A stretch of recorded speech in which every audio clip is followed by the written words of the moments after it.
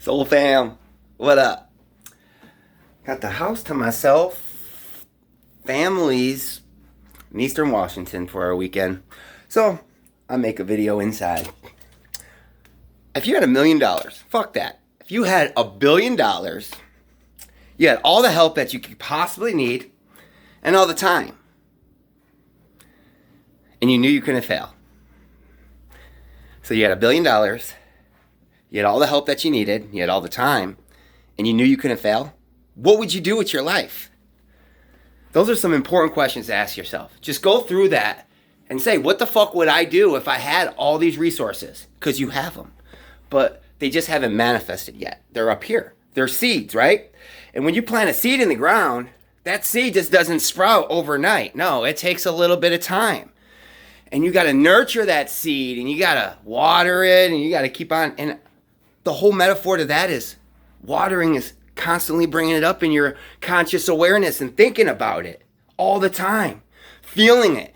If you're a fucking rock star and you want to be on stage, you should be envisioning yourself on stage, jamming out, feeling that energy of the crowd and connecting to that every day. It doesn't matter what you want in this life as long as you want it. So ask yourself these questions. Why am I here? What is my purpose? That kind of goes hand in hand. And how can I get there gracefully? The most gracefullest path, the most gracious path that I could choose. Please guide the way, Spirit, Holy Spirit, God, Buddha, whoever you refer to. It's all one and the same, just telling their end of the story. So you're keeping this on your mind constantly. Nothing else is important as you having your dream in your mind and feeling it in your heart. Because so many times we go out here and we listen to these family members and they come from love. I'm not going to deny that. They want the best for you. And they think the best for you is the path that they chosen because it's worked for them. But it's not that path just might not resonate with you, and that's okay. And that's the Spirit telling you, like, hey, that's not your path. You can go down there. You have that will. But is it going to lead you to where you want to be? And the question is no. And the only option you have is connecting to your heart and finding, like, what resonates with me? What makes me feel good when I do it? What can I do where I just fucking lose time? And you're like thinking, I don't know. Well, refer back. Well, if I had endless amount of money, endless amount of help, endless amount of time, and I knew I couldn't fail, what am I doing with that? And do that. Up here, though. Because like I said, you plant your seed, your thought, and you water it. You keep thinking about it. You keep feeling it. You keep nurturing it. And just because you don't see it yet doesn't mean it's not there.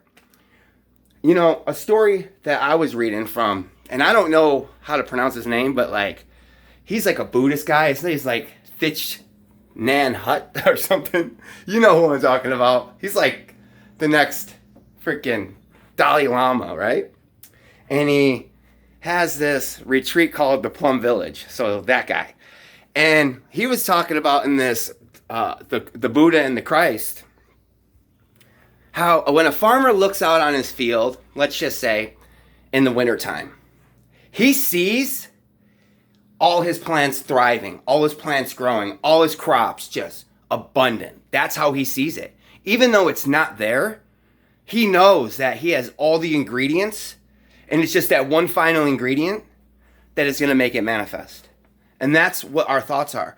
So don't look at it as it's not showing up. Just think of it as, oh, the final ingredient. Maybe the sunlight, maybe the water is not here yet. And when that final ingredient comes into play, boom, the crops manifest. The seeds are sown and they are growing and they are thriving. So don't base your circumstances on your future. You know? Because if a farmer always constantly looked at his empty plot and said, well, better luck next year, he can't even consider himself a farmer. So what seeds are you planting in your consciousness every day?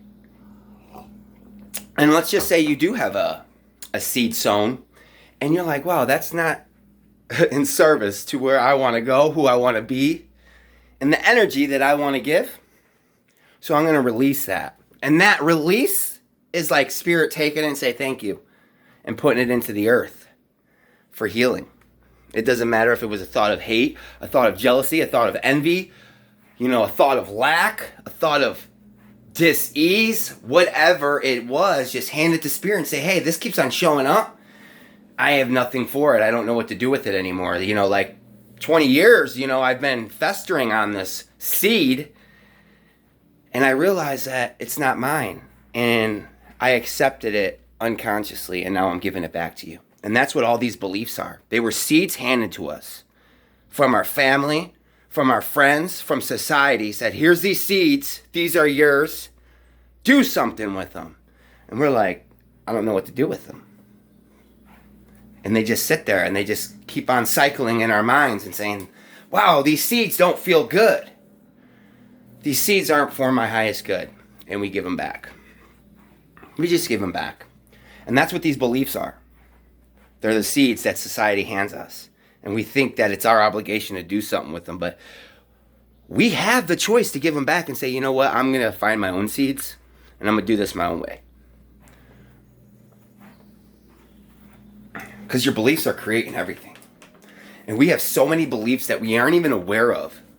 Like, it's easy to, but be conscious of a belief that is coming to the surface, like lack. Like, oh, every time I go to pull out my wallet, I get this bad feeling in my heart. Or every time someone brings up money in my household, I feel constricted. Instead of open and expressive and accepting, someone talks about money and my heart center closes. That doesn't mean that money is bad to you. What it means is you have a bad belief about money. You think in your consciousness that money causes problems. It solves problems, but it actually causes more problems than it solves. And that's not true. It's not true.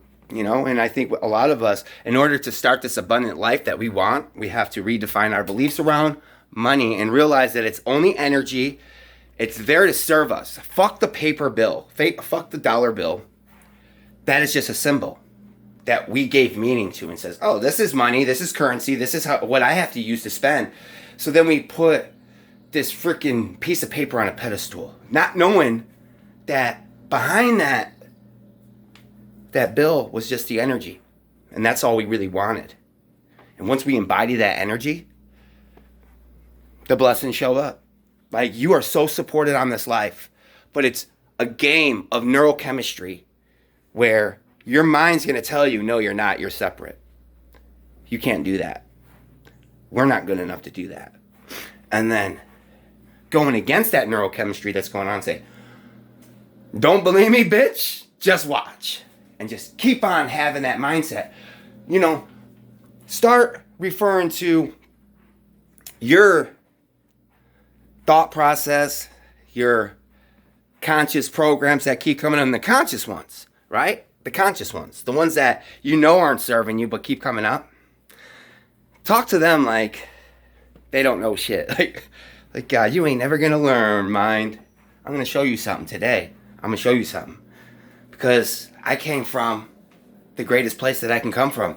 I'm a fragment of the greatest thing that ever was and that will ever be. That is me. That's who I am. That's my evolution. That's where I came from, So quit thinking you're limitless. Keep thinking that you're not supported, because your universe is going to keep on reconfirming that. Every day it's going to reconfirm. Here, let me find another experience I can give this little light being to show him that he ain't supported. So I could be of service and reconfirm the beliefs that are already going through his mind. Because we think the universe is working against us, but it's really working for us. But it doesn't know any better to be like, well, I don't know if this little light being knows that this thought's not in service to him, but I'm just going to do my part and show him that it's not. And then it sends it your way, and then it what the fuck, man? I just had a 20, like, for example, I know somebody in my family like that lives in lack, you know? Well, I'll just say my mother, I love her to death, but she struggles with that because it was her whole life, right? So she gets a little change, right? She gets a little stimulus, let's say. And before that stimulus even comes, she has problems with the car. And when she receives her check, she already has to take that money and spend it on the car. Because we are creating this. We are creating this. When we sit there and say, oh, wow, I just got $2,000. Let me take $1,500 of this and put this away just in case something bad happens. Just in case. And saving money's great. But if you fucking put a negative connotation behind it saying, oh, just in case some shit happens, you're going to draw that in. You're going to draw it in. But it's just a learning process. And if you're looking for your light that you came to shine, if you are looking for it, it's going to find you. I know it seems so far away and it seems like nothing's just happening to at least give you a thread of hope to show you that it is. Maybe it is. But if it's not, just say, what do I need to know about this experience that I keep on living out so I can transcend to my next stepping stone, to my next level of greatness? And everything starts with a question. Everything starts with a thought, leads to a question, and then the question gets implanted in the mind as a seed, and the universe delivers the answer. Every time. Now, you can keep on living this separated life, or you could step over to the oneness that is offered to you and start looking at every human being that you see as just an aspect of you in a different body. And maybe you don't know what that person is going through. Maybe that person is going through hell on earth.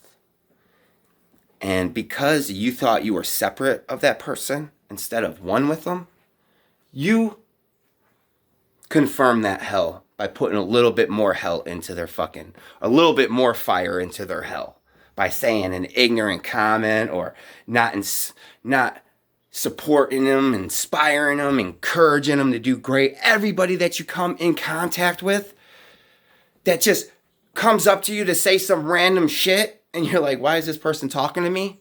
God's talking to you. God actually sent you one of his children and say, hey, you guys could help each other. He has a little message for you, and you're going to inspire the fuck out of this person to be its best version and to confirm that he is on his path. And if he just keeps on following it and keep on trusting, it will lead him to exactly where he wants to be. There's no coincidences in this world, in this universe. So if you walk around your block, let's just say you go on walks, right? Maybe you go to the nature trail, whatever it is that you do, and you keep on running into the same individual. You always pass them by. It could be different times of the day. It's not the same time, so you could take that out the equation. Like, well, he must do this every day at 5 o'clock like I do. Because it's random, Mike. It could be at 7 in the morning. It could be at 5 in the afternoon. It could be noon. It could be in a totally different spot that you saw him the last time. And this kept on happening. This always happens to me. And then God's like, you're going to get the picture here. Or the Holy Spirit, however you refer. And it's like, I'm supposed to say something to him. I'm not supposed to say something to him. But I'm supposed to allow Spirit to flow through me to share the message. Because obviously, they are not aware that Spirit is trying to contact them through their own consciousness. So they use us as vessels who are already familiar with the process of receiving and then giving. When you receive, you give. They're one and the same. They're not two different things. They're not two different things. They are just one thing. Giving and receiving is one. Because they say when you give, you receive. And if you don't receive when you give, you're doing it wrong. You have a motive behind your giving. You have an expectation. And you can't see the gift that is given to you by giving. And that is just the feel good. The feeling to know that, God chose you to assist this person. And if God says, hey, help this person out, and let's just say you only have $20 in your pocket, and that's all you have to your savings, and you're like, damn, how am I going to eat? How am I going to do this? That's pretty much Spirit, God, Christ, Buddha, saying, hey, you know we support you, but they don't. So it's a lot easier for us to send you this blessing than it is to send them. So why don't you just bless them, even if it's with half of that, 10. Hey man, I only got $20 to my name, but guess what? You're in need. Let's break bread. Let's do it. Let's get our Christ on and break bread. You know, pay attention to the signs because they're all out there. And so many times we can get wrapped up in our limited thinking that things ain't working out. But like, be an eagle, you know, be a hawk and get a higher perspective of this. Pay attention to everything. You keep on seeing a damn squirrel show up. Like, damn, I'm seeing a lot of squirrels. Like me, I see a lot of robins. There's a robin out there. He's like right around here somewhere. There's a lot of robins. And I know it's a common bird, but like things that will happen, I'll just be sitting in a parking lot. And a robin will fly up in a tree. It could have flown up anywhere. Fly up in a tree right next to me, about 10, 15 feet from me, and stare dead at me. Like, check me out. I'm over here. Check me out. You know, and keep on staring, and I'm paying attention.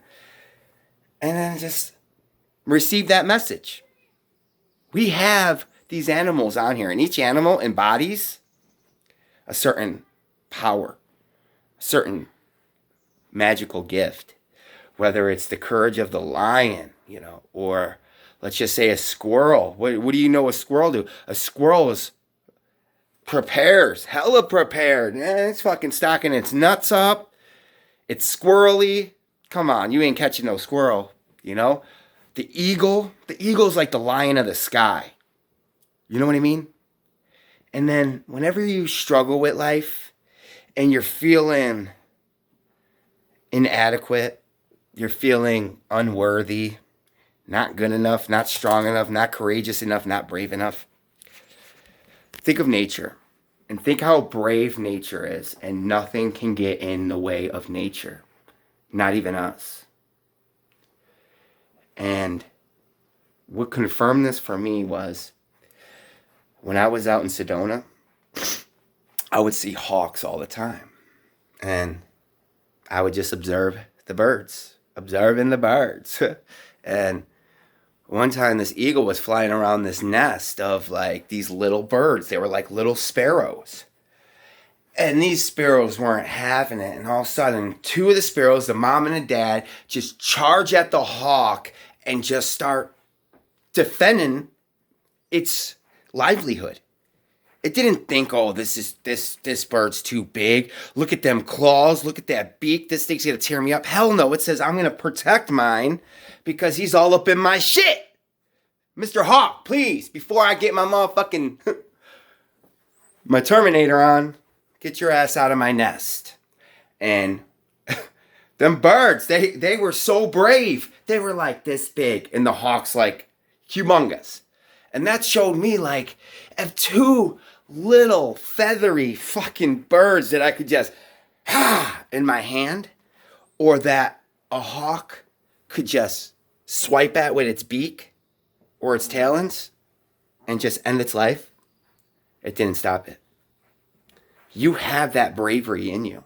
You have that courage. You have that trust that no matter what, you're going to do what's right for yourself. And when you do stuff that's right, if you're doing stuff that's right for yourself, that's selflessness. Because you're selfless enough to think about yourself so you could turn on your light, so you could light your candle, and then you could light other candles. You know, a lot of their times when we get into this awakening, we just, oh, I'm supposed to be of service. Well, let me be of service. And then we just barge in and then start fucking projecting our newfound beliefs, our newfound way of life onto others and say, this is the way, this is how I did it, this is how you got to do it, this is the right way, you're doing it wrong. And maybe not in that words, but in a nutshell, that's pretty much what we're saying. Like, hey, you got a fucked up way of doing something. I just learned this and it works for me and it's probably better than what the fuck you came up with. So here, check this out. And then we project that onto others. It's out of love, but it's also selfish to think that they need our help. Everybody needs our help. But just know, if someone needs your help, he'll send them. He'll send them, and you'll know. But with that being said, I got to use the bathroom. And I got to start my day. I love you all. Subscribe, share, do all that fun shit. And then love yourself.